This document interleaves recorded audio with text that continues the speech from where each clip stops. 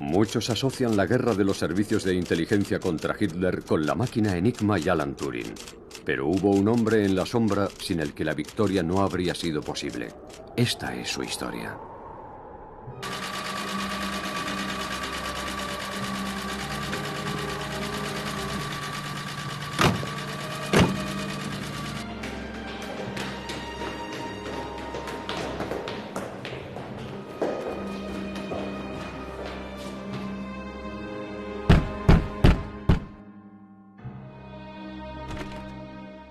Berlín, 1 de abril de 1943. La Gestapo detiene en su domicilio a Hans Thilo Schmidt, funcionario de la Oficina de Investigación del Ministerio del Aire.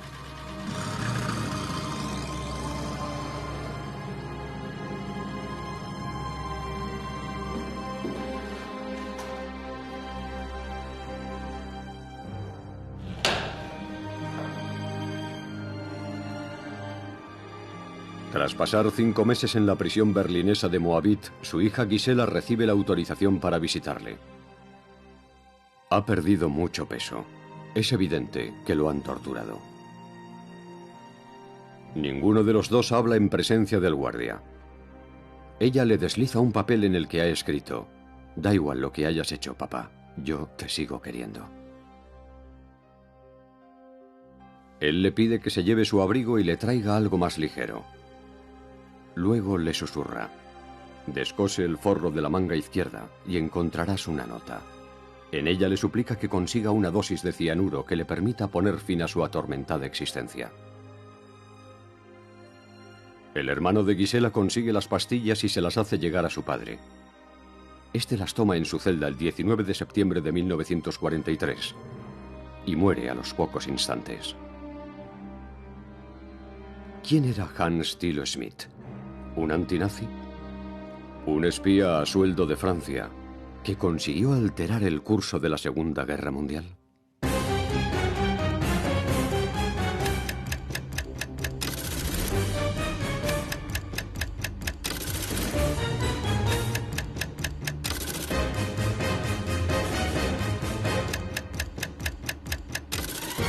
Nuestro espía en casa de Hitler.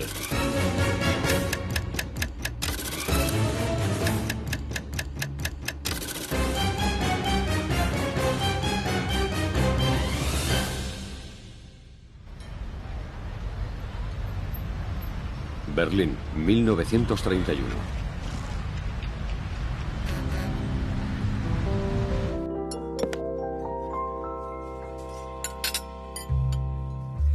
Warum geht alles vorbei?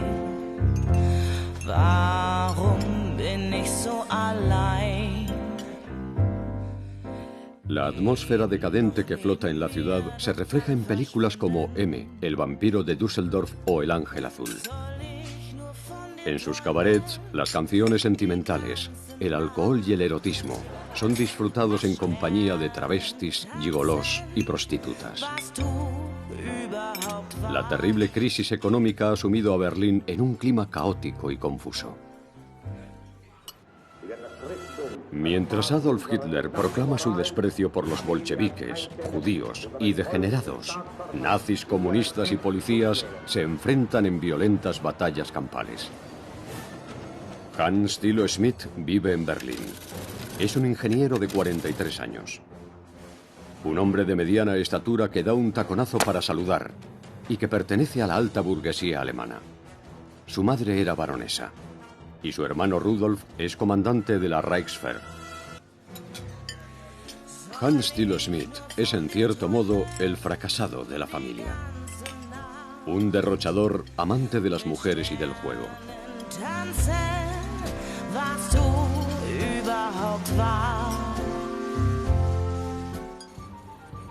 Desde que los estadounidenses retiraran su capital de Alemania tras el crack del 29, Schmidt se encuentra en el paro.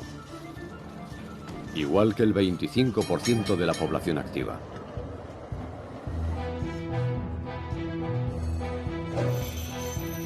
Su hermano mayor, Rudolf, fue el artífice de la reorganización, entre 1925 y 1928, del departamento de cifrado de la Reichswehr. Ha sido ascendido a inspector de transmisiones militares y contrata a su hermano para sacarlo del apuro. En su nuevo destino, Hans conoce un singular aparato que hace indescifrables los mensajes de radio. La máquina Enigma. Concebida para uso civil, Enigma no alcanza el éxito hasta que Rudolf Schmidt la aplica a las transmisiones militares. Su utilización convierte en indescifrable cualquier texto enviado. Hans Thilo Schmidt sueña con montar un negocio para poder triunfar como su hermano mayor. Su nuevo puesto le permite acceder a la caja fuerte que custodia el secreto de las transmisiones alemanas. Y si consigue vender esa información a una potencia extranjera, tal vez pueda poner en marcha su proyecto soñado. El país más interesado debería ser Francia. Su gobierno se muestra muy preocupado por la situación de Alemania, donde el comunismo y el nacionalsocialismo continúan ganando adeptos. En septiembre de 1930, los nazis obtuvieron 6 millones de votos. Y 107 diputados nazis entraron en el Reichstag con camisa marrón y el brazo en alto.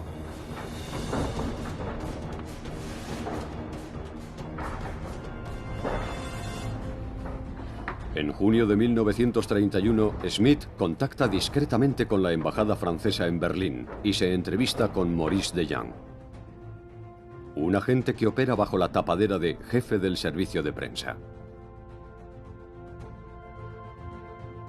Este alerta de inmediato a los servicios de información del Estado Mayor en París. Los servicios especiales, dirigidos por el coronel Rivet desde 1936, comprenden 3 departamentos. El de información al mando del teniente coronel Perruche. El de cifrado, la sección D, encabezada por el capitán Bertrand. Y el de contraespionaje, que centraliza la información, comandado por el teniente coronel Schlescher y el capitán Payol. Los franceses encuentran muy interesante la proposición de Hans Thilo Schmidt. Pero como acostumbran a hacer en el primer encuentro con un espía, deciden utilizar a un experto en reclutamiento. El elegido es Rodolphe Lemoine. Su verdadero nombre es Rudolf Stallman. Su padre era un joyero berlinés, pero adquirió la nacionalidad francesa al casarse con René Lemoine, de quien tomó el apellido. Amante de la buena vida, compagina sus negocios con misiones a tiempo parcial para los servicios especiales franceses. El 1 de noviembre de 1931, Lemoine se entrevista con Schmidt en el Gran Hotel de Verbier, en Bélgica. Y favorablemente impresionado, le pide que le demuestre su seriedad proporcionándole una información importante. Schmidt, que en adelante será llamado Asche, ceniza en alemán, se ofrece a revelar todos los secretos de la máquina Enigma a cambio de 10.000 marcos.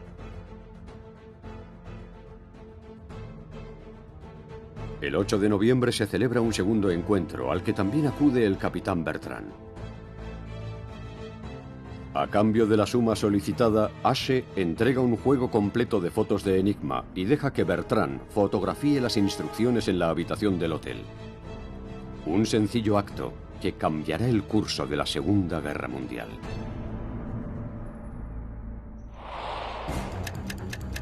Asche revela el enigma de Enigma.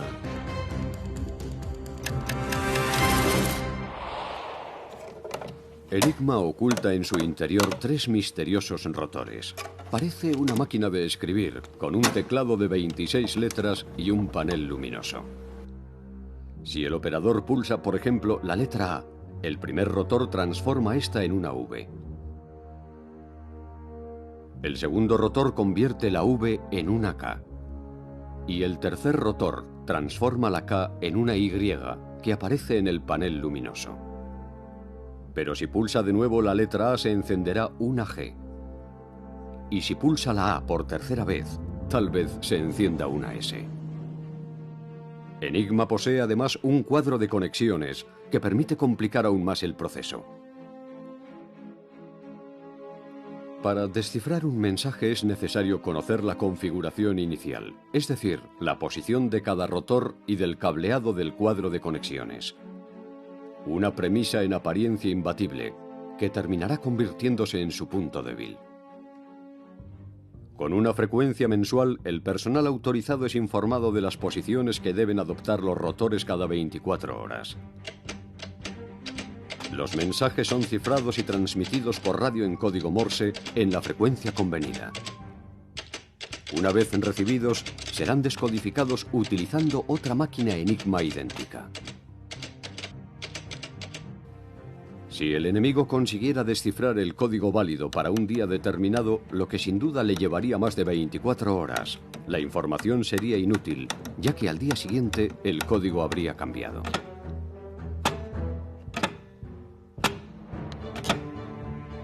Convencidos de su inviolabilidad, los alemanes utilizan Enigma para enviar órdenes a los mandos de las unidades operativas y recibir informes sobre su emplazamiento, medios y efectivos.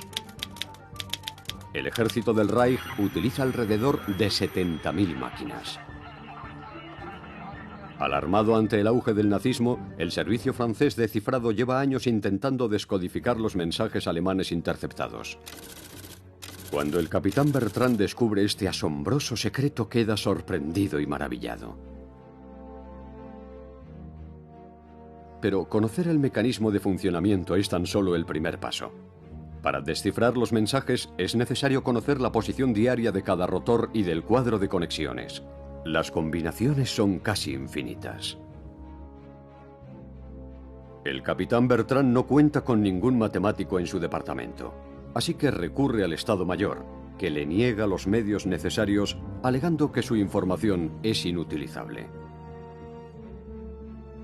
Después telefonea a Alastair Denniston, delegado en París del Servicio de Inteligencia británico, que tampoco parece mostrarse interesado. Bertrand no se desanima, y tras viajar a Varsovia en diciembre de 1931, muestra los documentos proporcionados por Schmidt a los servicios secretos polacos sin revelarles la fuente. Preocupados por la amenaza nazi e intrigados por la inviolabilidad de sus mensajes, los polacos los examinan con gran atención. Y prometen avisarle en cuanto consigan fabricar una réplica de Enigma y descifrar los mensajes codificados por la Reichswehr. Entre 1932 y 1938, Bertrand viaja 12 veces a Varsovia para llevar fotos, esquemas, manuales de instrucciones y los cuadernillos mensuales con los ajustes previstos para cada día del mes siguiente. En cada encuentro, el francés pregunta a los polacos qué información les falta para construir la réplica. Y en cuanto Schmidt, alias Asche, le facilita los datos, él los transmite de inmediato. Ambos se reúnen hasta 18 veces en Checoslovaquia, Bélgica y Suiza. Bertrand fotografía los documentos, sin revelar a su informador la identidad de sus destinatarios.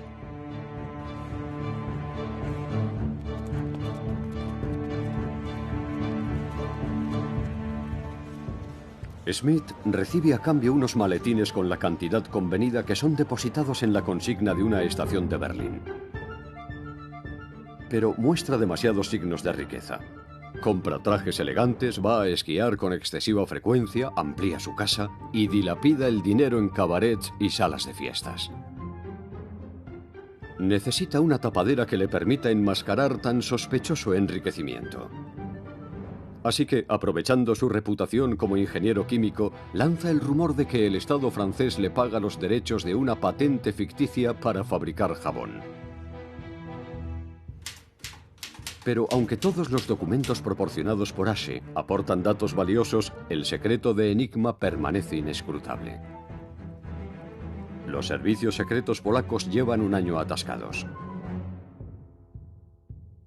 Hasta que un día, Marian Rejewski, uno de sus matemáticos y un genio de la estadística, consigue descifrar el primer mensaje. Rejewski también ha estudiado criptografía. Y además de hablar el idioma alemán de forma fluida, es asombrosamente intuitivo. El polaco ya había mostrado su talento al resolver un mensaje de prueba alemán compuesto por una pregunta de 6 cifras y una respuesta de 4. La pregunta era: ¿en qué año nació Federico II el Grande? Y la respuesta: 1712. A fuerza de examinar las repeticiones, de resolver miles de ecuaciones basadas en ellas, y gracias a la información proporcionada regularmente por Bertrand, Rejewski consigue hacer una réplica de la máquina Enigma con su correspondiente cableado.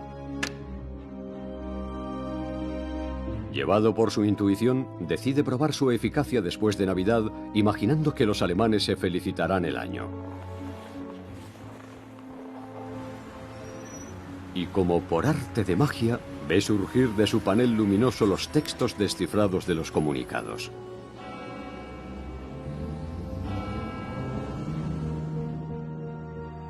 Rejewski encarga la fabricación de 17 réplicas y junto a una de sus colegas desarrolla un procedimiento para examinar cientos de millones de combinaciones y descubrir el código de cada día. Tras crear un montaje de 30 rotores, los hace girar a toda velocidad para eliminar las combinaciones imposibles. Este ingenio, bautizado como bomba electromecánica, se convertirá en el precursor del ordenador. Unas bandas perforadas colocadas sobre un tablero luminoso permiten que los rayos de luz ayuden a identificar las casillas compatibles. Rejewski descifrará los códigos enemigos de forma ininterrumpida entre 1933 y 1938. Y hay mucho que escuchar. Todas las divisiones de la Wehrmacht y la Luftwaffe y los navíos de la Kriegsmarine están equipados con una máquina Enigma.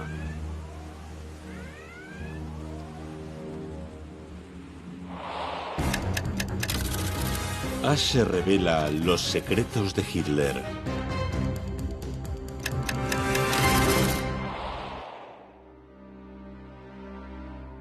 Viendo el rumbo que toman los acontecimientos, Hans Thilo Schmidt se inscribe en el partido nazi.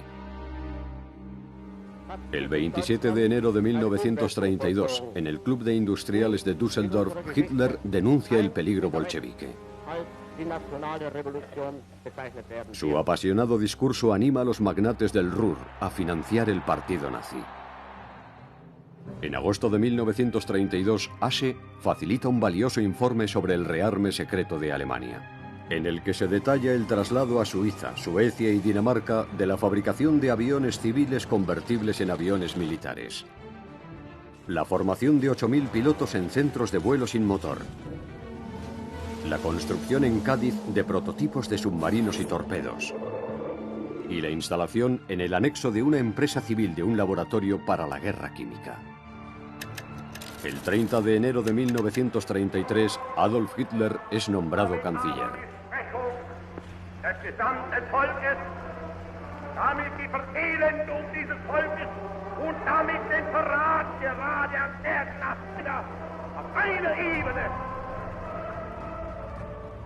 Hitler sabe que no es bien visto en el Estado Mayor de la Reichswehr y tampoco se fía de la Abwehr, su servicio de inteligencia.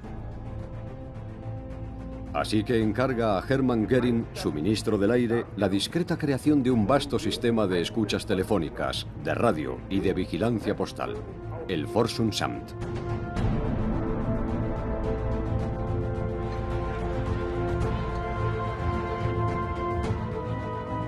El nuevo organismo se infiltra en los servicios de correos, policía y teléfonos, y escucha las conversaciones, lee las cartas e identifica a los opositores. El destino coloca a Hans Thilo Schmidt como intermediario entre el Forschungsamt y el servicio de cifrado de la Reichswehr. Un puesto que le permitirá pasar información crucial a los franceses. En agosto de 1933 desvela las intenciones de Hitler acerca del llamado corredor polaco. Y en enero de 1934 revela la creación de campos de concentración y la institución de la pena de muerte para delitos políticos. Unos meses después, detalla la doctrina de empleo de las divisiones blindadas e informa sobre las órdenes de Göring de construir 1.400 aviones en 2 años. En enero de 1935 revela que Hitler está reorganizando la Abwehr y que ha colocado al mando a Wilhelm Canaris. En noviembre de 1935, su hermano mayor, Rudolf, es destinado al Estado Mayor del Ejército de Tierra, una circunstancia que permitirá a Asche mantenerse al corriente de todos los proyectos de la Wehrmacht. En enero de 1936 revela que Hitler planea recuperar la orilla izquierda del Rin, desmilitarizada desde 1919. La operación tiene lugar 6 semanas después. Pero sobre todo proclama la debilidad de las fuerzas alemanas y su intención de replegarse ante la más mínima reacción francesa. Un aviso que permitiría al alto mando francés contraatacar sin correr riesgos. Pero su gobierno no escucha a los servicios especiales. El presidente del Consejo de Ministros, Albert Chagot, se limita a realizar una protesta verbal. No dejaremos Estrasburgo expuesto al fuego de los cañones alemanes. Una reacción militar francesa habría obtenido el apoyo de Inglaterra, Polonia y Checoslovaquia, y los generales alemanes habrían forzado a Hitler a retroceder. Pío XI declara: si Francia hubiese entrado en Renania con 200.000 soldados, de los 650.000 que tenía, le habría hecho un gran favor a la humanidad.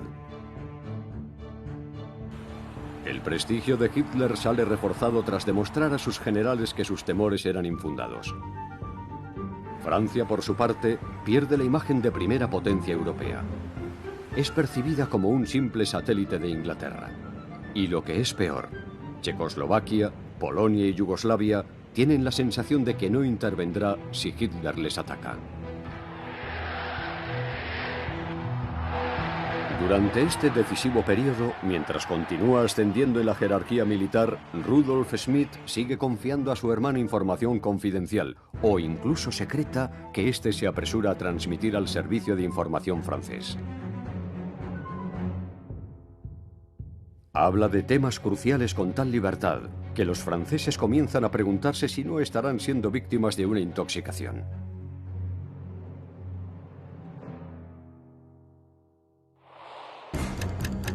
Asche alerta a Francia.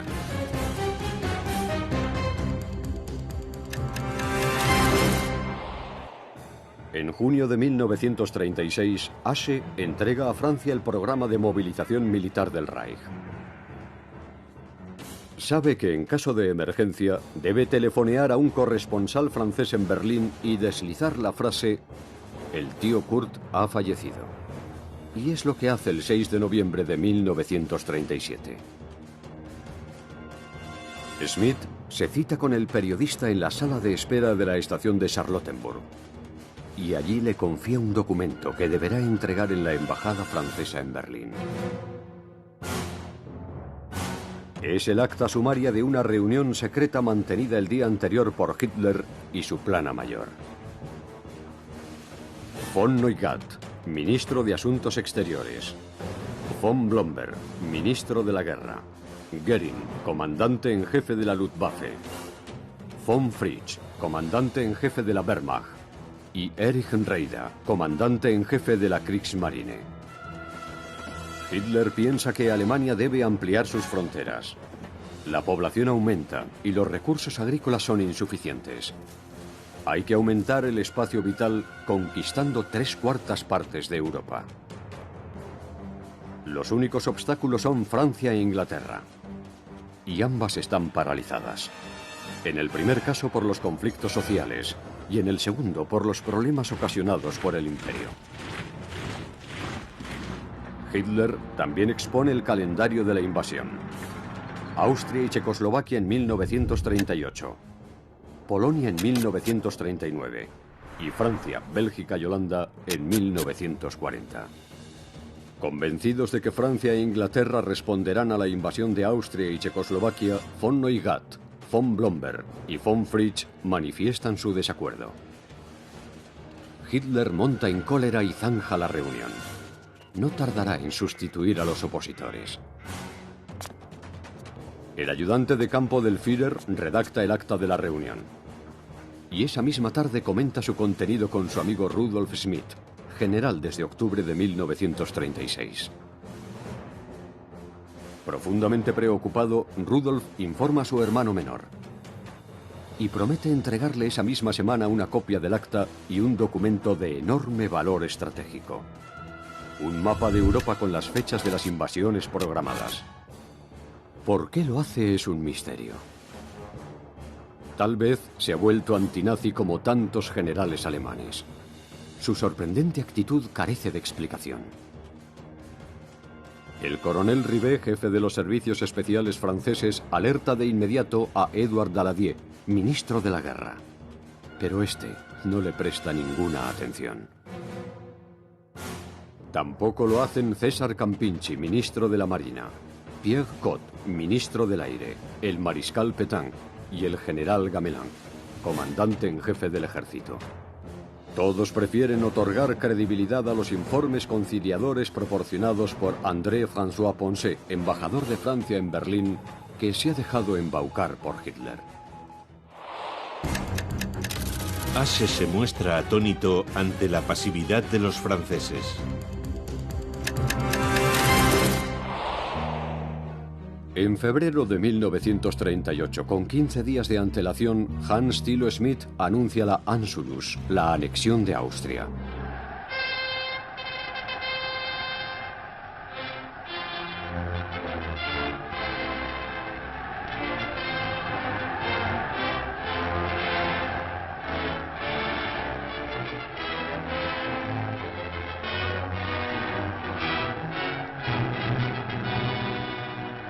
En marzo de 1938 ocurre un hecho inesperado. La Gestapo detiene en Colonia a Rodolphe Lemoine. Afortunadamente es puesto en libertad por falta de pruebas. Pero como precaución, el capitán Bertrand le prohíbe volver a contactar con Ashe.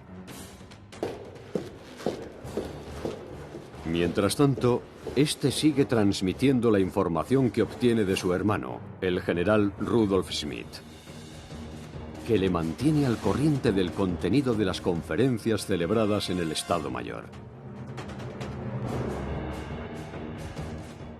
El 9 de agosto de 1938, 6 semanas antes de los acuerdos de Múnich, Ashe entrega el plan de invasión de los Sudetes en Checoslovaquia.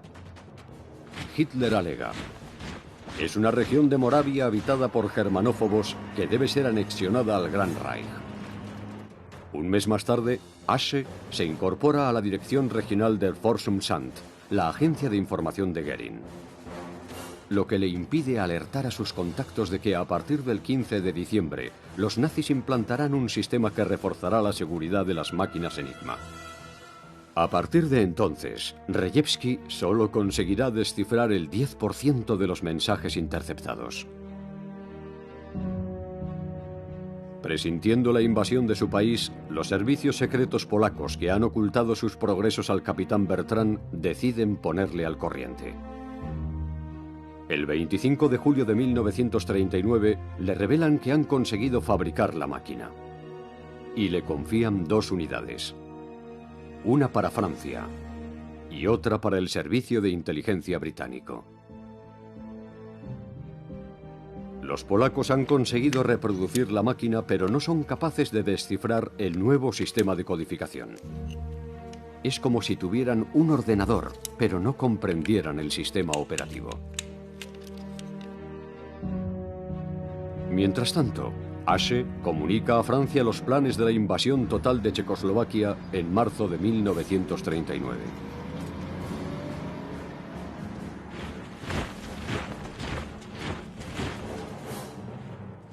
La entrada en Polonia de los nazis, el 1 de septiembre de 1939, pilla por sorpresa a su equipo de investigación.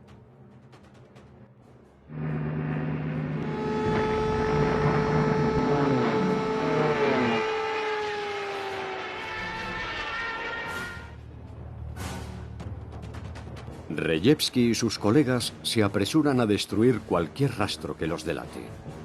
6 hours after Great Britain declared war on Nazi Germany, the Republic of France followed.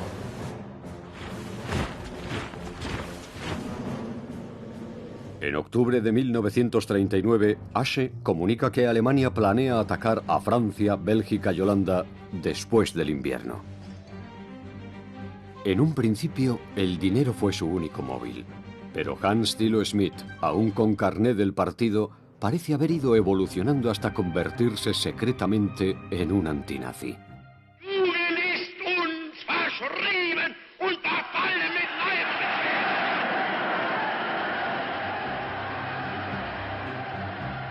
Quizá haya sucumbido a la influencia de los oficiales franceses con los que trata, cuyos ideales son muy distintos a los suyos. O tal vez desea demostrar que es un triunfador como su hermano y que compensará su traición sirviendo a una noble causa. Aunque puede que simplemente se esté dejando llevar. En cierto momento espeta a uno de sus contactos. ¿Por qué no reaccionáis?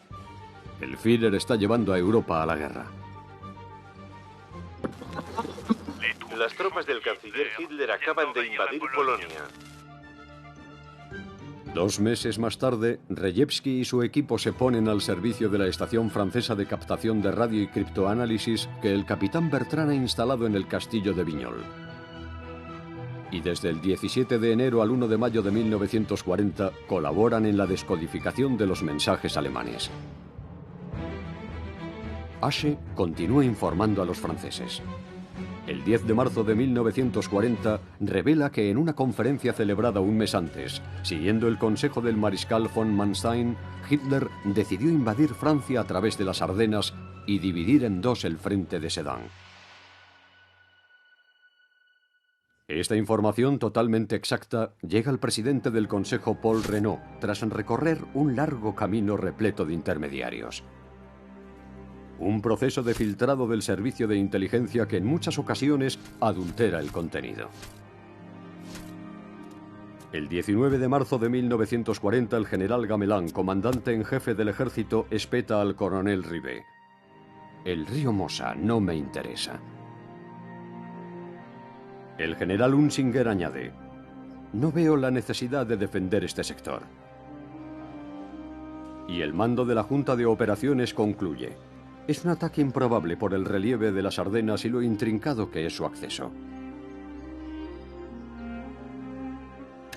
En abril de 1940, el coronel Paul Payol, jefe del contraespionaje, recibe un soplo de sus agentes infiltrados sobre el enorme interés alemán por conocer el estado de las calzadas y puentes del eje Sedan-Abbeville, lo que confirma sus intenciones de lanzar una ofensiva a través de las Ardenas y ratifica la información de Asche. Una vez más, Gamelin hace caso omiso, lo que permitirá a sus enemigos penetrar en Sedan unos días después y barrer al ejército francés.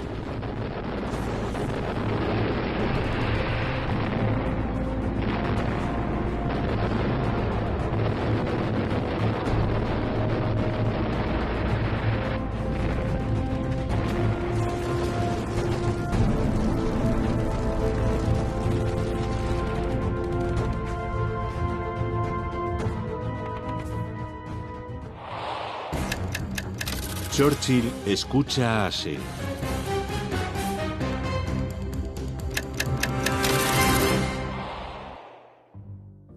Los británicos también intentan resolver el misterio de Enigma. Provisto de una réplica polaca, el servicio de inteligencia construye una estación ultrasecreta de escucha en Bletchley Park, a medio camino entre Oxford y Cambridge. En sus instalaciones, cientos de operadores de radio escuchan y graban mensajes alemanes que decenas de matemáticos y campeones de ajedrez tratan de descifrar. En enero de 1940, el genio inglés Alan Turing, uno de los padres de la informática, viaja al castillo de Vignol para entrevistarse con Rejewski. Y ambos pasan juntos varios días compartiendo sus descubrimientos. Tras este enriquecedor encuentro, Turing diseña una bomba electromecánica mucho más avanzada que la de Rejewski y crea un procedimiento de descodificación bautizado como Ultra por sus siglas en inglés. un sistema que permitirá que de enero a mayo de 1940 el equipo de Bletchley Park consiga descifrar los mensajes de la Wehrmacht y la Luftwaffe. Sin embargo, aún es demasiado lento. Para cuando son descifradas, muchas de las informaciones operacionales ya se han quedado obsoletas. Churchill es un apasionado de las nuevas tecnologías. Ha conocido el prodigioso avance de los aviones, los carros de combate y los radares, y ahora es un ferviente entusiasta del sistema Ultra. Desde que fuera nombrado primer ministro en mayo de 1940, todos los días insiste en examinar el contenido de los últimos mensajes descifrados. Para mantener el secreto a salvo, Churchill amenaza a todo el personal de Bletchley Park con ejecutar a cualquiera que revele información. Evitar que el enemigo sospeche que sus mensajes están siendo descifrados es un asunto de importancia capital. En el Mediterráneo, para justificar la repentina eficacia mostrada por la Royal Air Force para dar con los petroleros alemanes, Churchill envía aviones de reconocimiento que fingen descubrir a sus enemigos casi por casualidad. También envía escuadrillas a otras zonas para que no parezca que siempre encuentran a los barcos enemigos. De repente, el 2 de mayo de 1940, 8 días antes de la gran ofensiva alemana hacia el oeste, sus mensajes se vuelven indescifrables. Para garantizar su inviolabilidad, la Wehrmacht ha reforzado el sistema, convirtiendo en ineficaces los métodos de descifrado elaborados con tanto esfuerzo. Mientras tanto, Ashe sigue proporcionando información crucial a los servicios secretos franceses.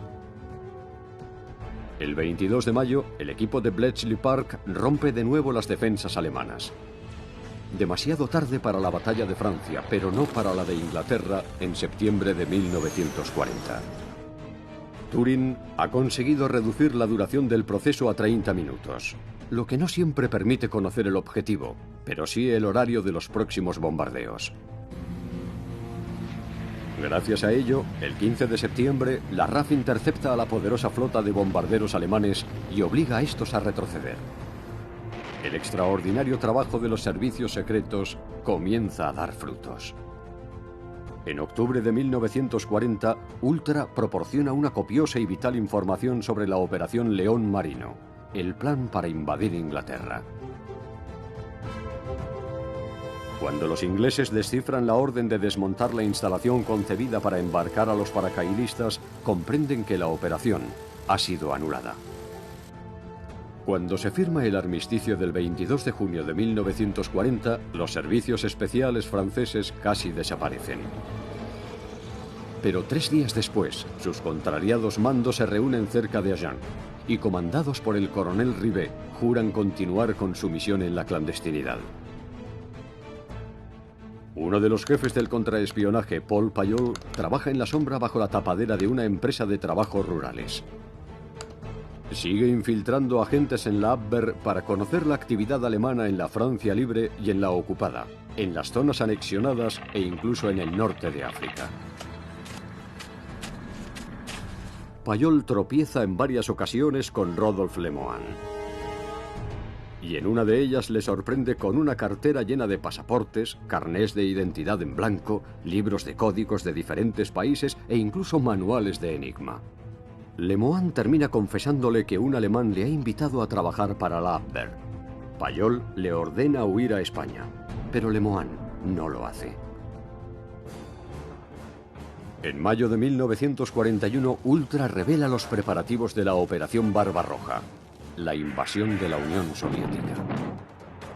Churchill alerta a Stalin, pero este ignora la advertencia pensando que se trata de una trampa, de una patraña de los británicos para ponerle en contra de Hitler. Gracias a la contribución de polacos y franceses, el equipo de Bletchley Park ha conseguido, tras un arduo trabajo, descifrar los mensajes de la Wehrmacht y la Luftwaffe. Pero aún no ha conseguido descifrar los de la Kriegsmarine, que utiliza sus propias claves y protocolos. El 8 de mayo de 1941, en el litoral de Islandia, el submarino alemán U-110 es atacado con cargas de profundidad. Presa del pánico, la tripulación abandona la nave olvidando las consignas de evacuación. El capitán del destructor inglés envía a varios hombres para inspeccionar los restos. Y estos encuentran una máquina Enigma. No una réplica como la proporcionada por los polacos. Una máquina alemana auténtica, con los últimos rotores, el cableado original y un juego completo de claves y códigos. Un hallazgo de valor incalculable. El almirantazgo inglés hace jurar a todos los marineros que mantendrán el secreto. Y borra cualquier rastro del abordaje para evitar las suspicacias del Estado Mayor alemán. En Egipto, las fuerzas británicas han lanzado una gran ofensiva para destruir a los tanques alemanes. En el otoño de 1941, durante la Guerra del Desierto en el norte de África, los informes de Turing permiten hundir la mitad de la flota italiana enviada para abastecer a Rommel, impidiendo así que conquiste el Cairo. También ayudan al general Montgomery a alzarse con la victoria en la segunda batalla de El Alamein. En pleno apogeo de la campaña, la contribución de Ultra permite hundir un convoy procedente de Nápoles que transportaba refuerzos vitales. La urgencia de la misión no ha permitido enviar a tiempo falsas escuadrillas de reconocimiento para evitar que los alemanes alberguen sospechas sobre la seguridad de sus transmisiones. Así que Churchill ordena transmitir un mensaje de radio a un espía ficticio establecido en Nápoles en el que le agradece su valiosa aportación. Los alemanes otorgan credibilidad al mensaje interceptado. Pero en febrero de 1942 ocurre una catástrofe. El almirante Dönitz manda añadir un cuarto rotor a las máquinas Enigma de la Kriegsmarine, multiplicando aún más las permutaciones de código y provocando enormes pérdidas a la flota aliada.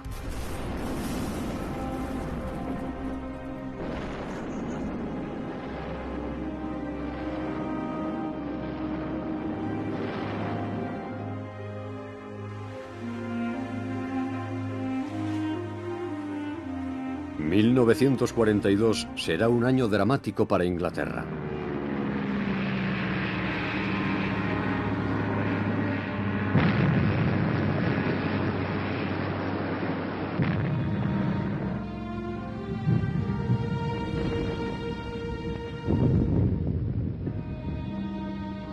El equipo de Bletchley Park no consigue descifrar los mensajes de los submarinos enemigos.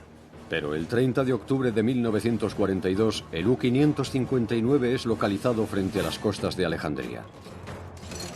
Y tras ser atacado por un avión y varios destructores británicos, se ve forzado a salir a la superficie. La tripulación lo abandona sin abrir todas las válvulas destinadas a provocar su hundimiento. Arriesgando su vida, 3 marineros abordan el submarino.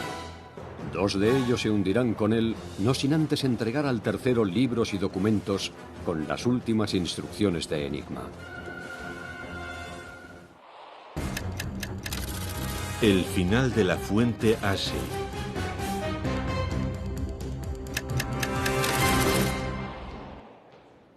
En febrero de 1943, la Gestapo detiene a Rodolphe Lemoine, que ha incumplido la orden de Payol de refugiarse en España. Tras un duro interrogatorio de 15 días, durante el que le comunican que han secuestrado a su hijo, Lemoine termina claudicando. Desesperado, acepta infiltrarse en la red de evasión de los pilotos ingleses y americanos hechos prisioneros y controlar la circulación de moneda inglesa entre España y Francia. Por último, denuncia al espía alemán Ashe.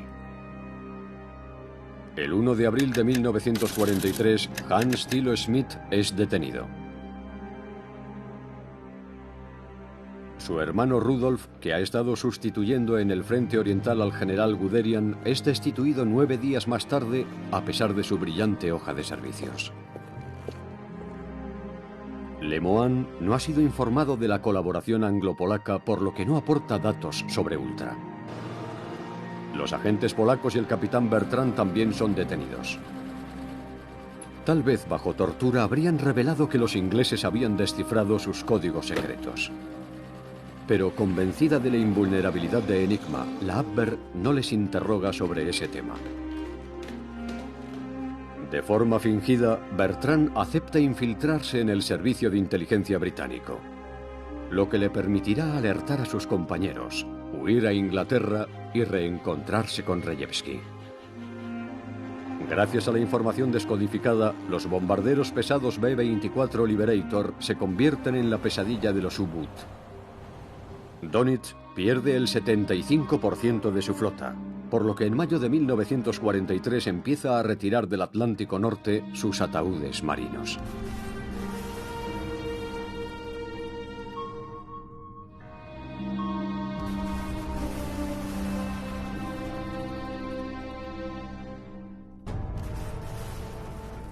Durante gran parte del conflicto, los ingleses descifraron más de 18.000 mensajes diarios sin despertar sospechas.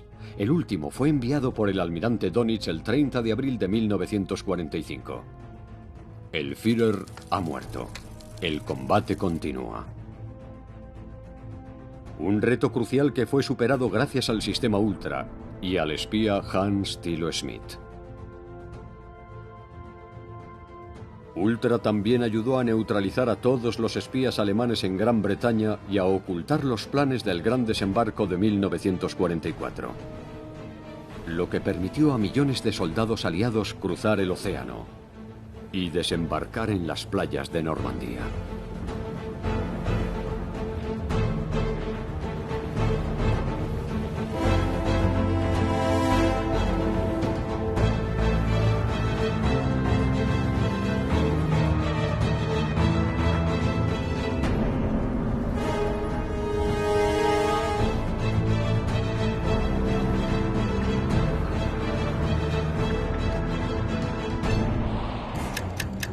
¿Qué fue de ellos?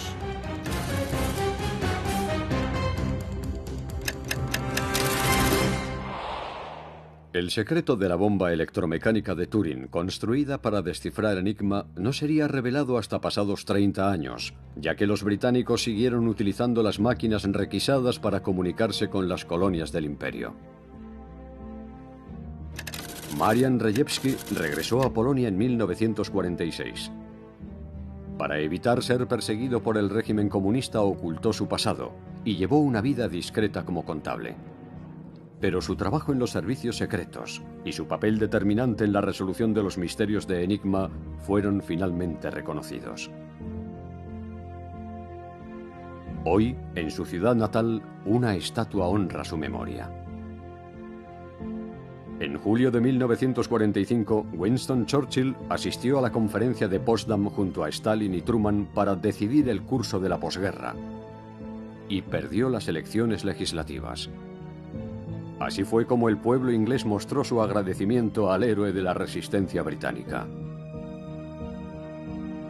El coronel Paul Payol, a petición del Estado Mayor del general Eisenhower, viajó a Inglaterra el 7 de mayo de 1944 como representante de los servicios de contraespionaje para contribuir a las operaciones de desembarco y liberación.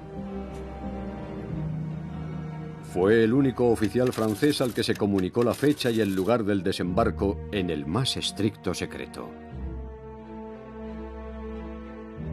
En noviembre de 1944, por discrepancias organizativas, decidió abandonar las Fuerzas Armadas y emprender una nueva carrera en la vida civil.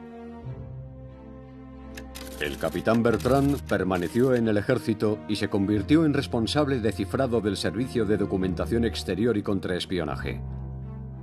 Alan Turing fue uno de los pioneros de la inteligencia artificial. Sin él, Ultra nunca habría existido.